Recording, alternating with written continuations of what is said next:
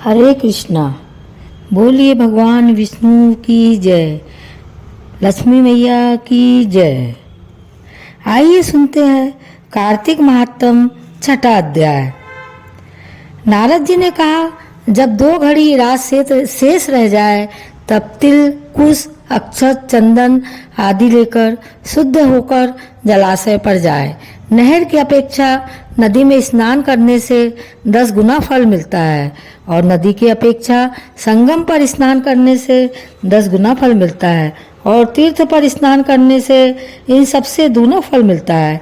स्नान से पहले भगवान का ध्यान करके स्नानार्थ संकल्प करे, फिर तीर्थ में उपस्थित देवताओं को क्रमशः एवं आचमनी आदि देवे। अर्ध मंत्र यह है, हे कमलनाथ आपको नमस्कार है, हे जलसाई भगवान आपको नमस्कार है, हे ऋषिकेश आपको प्रणाम है। मेरे दिए हुए अर्ध को आप ग्रहण करें। वैकुंठ, प्रयाग तथा बद्रिकाश्रम में जहाँ कहीं भगवान विष्णु गए वहाँ उन्होंने 3 प्रकार से अपना पैर रखा था। वहाँ पर ऋषि वेद यज्ञों के सहित समस्त देवता मेरी रक्षा करते रहे। हे जनार्दन, हे दामोदर, हे देवेश, आपको प्रसन्न करने के लिए मैं कार्तिक पक्ष में विधिवत प्रातः स्नान कर रहा हूँ। आपकी कृपा से मेरे समस्त पाप नष्ट हो जाए। हे हरे, कार्तिक मास में व्रत तथा विधि पूर्वक स्नान करने वाला मैं अर्घ देता हूँ, आप राधिका सहित ग्रहण करें। हे कृष्ण, हे प्रबल राक्षसों का नाश करने वाले भगवान, हे पाप नाशक, कार्तिक मास में नित्य प्रति दिए हुए मेरे इस अर्घ द्वारा कार्तिक स्नान का व्रत करने वाला फल मुझे प्राप्त हो। विष्णु, शंकर तथा सूर्य का ध्यान करके जल में प्रवेश करे और नाभि पर्यंत जल में खड़ा होकर विधि पूर्वक स्नान करे। गृहस्थी तिल और आंवले का चूर्ण लगाकर विधवा स्त्री व जति तुलसी की जड़ की मिट्टी लगा के स्नान करे। सप्तमी, अमावस्या, नवमी, त्रयोदशी, द्वितीया, दशमी आदि तिथियों को आंवला तथा तिल से स्नान नहीं करना चाहिए। स्नान करते हुए निम्न शब्द कहे, जिस भक्ति भाव से भगवान ने देवताओं के कार्य के लिए 3 प्रकार का रूप धारण किया था, वही पाप नाशक भगवान विष्णु अपनी कृपा से मुझे पवित्र बनाए। विष्णु जी की आज्ञा से कार्तिक व्रत करने वालों की सारे इंद्र आदि देवता रक्षा करते हैं, अतः वह मुझको पवित्र करे। बीजों, रहस्यों तथा यज्ञों सहित वेदों के मंत्र, कश्यप आदि ऋषि, इंद्र आदि देवता मुझे पवित्र करे। गंगा आदि सभी नदियों, संपूर्ण तीर्थ, 7 समुद्र और समस्त जलाशय मुझको पवित्र करे। अदिति आदि सभी नारियों, यज्ञ सिद्ध सर्प सब औषधियों, 3 लोगों के पर्वत मुझे पवित्र करे। इन शब्दों को कहकर स्नान करने के पश्चात व्रती हाथ में पवित्री धारण करके देवता, ऋषि, मनुष्य तथा पितरों का विधिवत तर्पण करते समय जितने भी तिल तर्पण में रहते हैं उनसे वर्ष पर्यंत व्रती के पितृगण स्वर्ग में वास करते हैं। तत्पश्चात व्रत करने वाला जल से निकलकर शुद्ध वस्त्र पहने और प्रातः काल के सब कृत्यों से निवृत्त होकर पुनः भगवान विष्णु का पूजन करे। समस्त तीर्थों के सारे देवता का स्मरण करके भक्ति पूर्वक सावधान होकर चंदन, फूल और फलों सहित भगवान विष्णु को फिर अर्घ देवे। अर्घ मंत्र का अर्थ यह है, पवित्र कार्तिक मास से मैंने स्नान किया है, हे विष्णु जी, राधा के साथ आप मेरे दिए अर्घ को ग्रहण करें।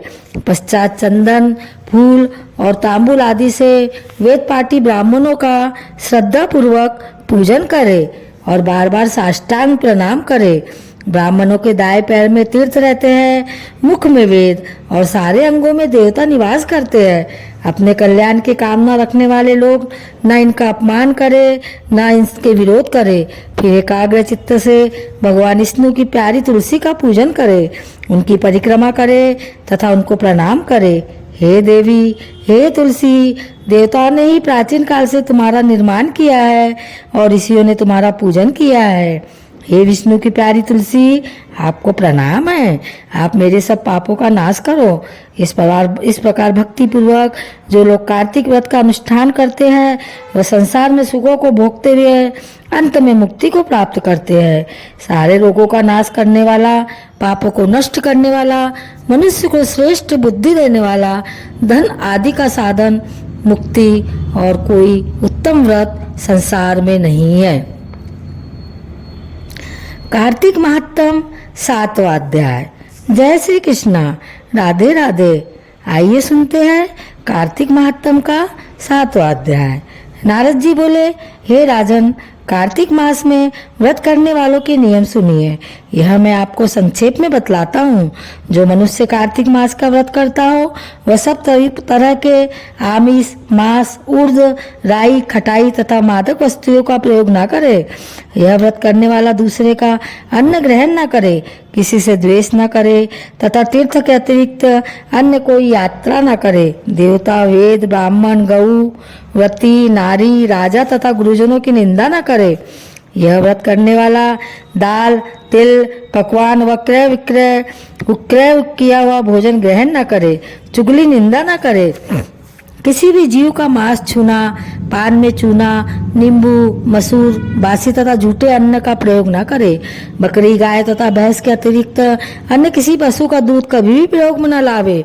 तांबे के बर्तन में रखा हुआ पंचगव्य, बहुत छोटे घड़े का पानी एवं केवल अपने लिए ही पका हुआ अन्न प्रयोग करे। कार्तिक मास के व्रती सदा ब्रह्मचर्य से रहे, पृथ्वी पर सोवे और दिन के चौथे पहर में केवल एक बार पत्तल में भोजन करे।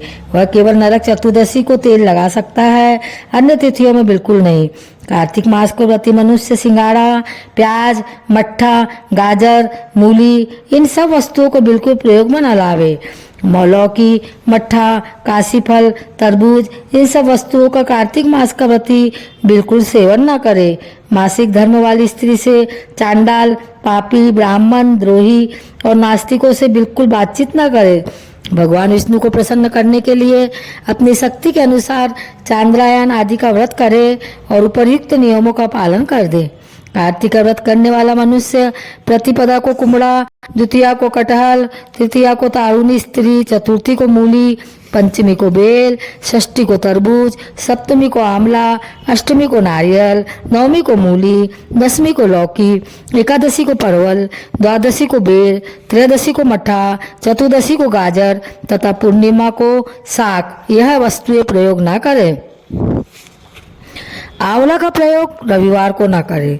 व्रती यदि इन शाकों में से कोई शाक सेवन करना चाहे तो पहले ब्राह्मण को दे फिर खाए। यही विधान माघ मास के व्रत के लिए भी है। देवोत्थानी एकादशी में पूर्वोक्त विधि के अनुसार नृत्य, जागरण, गायन, वादन आदि करे। इसको विधिवत करने वाले मनुष्य को देखकर यम के दूत इस प्रकार भाग जाते हैं जैसे सिंह की गर्जना से हाथी भाग जा रहा है। यह कार्तिक मास का व्रत सब व्रतों से श्रेष्ठ है। इसके अतिरिक्त जितने भी व्रत यज्ञ है वह 1000 की संख्या में किए जाने पर इसकी तुलना नहीं कर सकते, क्योंकि यज्ञ करने वाले मनुष्य तो केवल स्वर्ग में ही जाते हैं, किंतु कार्तिक मास में व्रत करने वाला प्राणी सीधा वैकुंठ को जाता है। जिस प्रकार राजा की रक्षा उसके अंगरक्षक करते हैं, उसी प्रकार कार्तिक मास का व्रत करने वाले की रक्षा भगवान विष्णु की आज्ञा से इंद्र आदि देवता करते हैं। कार्तिक मास का व्रत करने वाला मनुष्य जहाँ कहीं भी रहता है वहीं पर उसकी पूजा होती है। उसका यश होता है उस स्थान पर जहाँ की वह रहता है। भूत पिशाच आदि कोई भी नहीं रहने पाते। विधि पूर्वक कार्तिक मास का व्रत करने वाले मनुष्यों के पुण्यों का वर्णन श्री ब्रह्मा जी भी नहीं कर सकते।